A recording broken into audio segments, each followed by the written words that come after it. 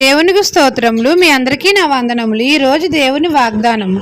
తమ దేవుని నెరుగువారు బలము కలిగి గొప్ప కార్యములు చేసెదరు. దానియేలు గ్రంథము 11వ అధ్యాయము 32వ వచనము. సకల ఆశీర్వాదములకు కారణభూతుడైన మన తండ్రి అయిన యెహోవాను నెరుగువారు బలము కలిగి గొప్ప కార్యములు చేస్తారు. మన తండ్రి అయిన యెహోవా సన్నిధిలో మనకు సంపూర్ణమైన సంతోషం కలుగుతుంది. మనము పాపం చేయకుండా ఉండునట్లు మన హృదయంలో వాక్యము ఉంచుకోవాలి.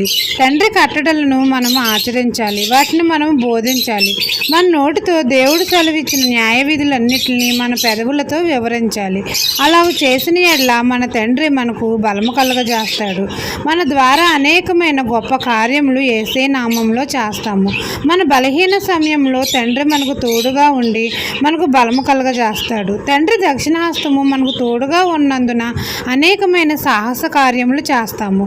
ఈ దిన వాగ్దానం నా జీవితంలో నెరవేరాలని కోరుకుంటూ దేవుని సువార్త పరిచర్యలో మీ సహోదరి. ఆమెన్.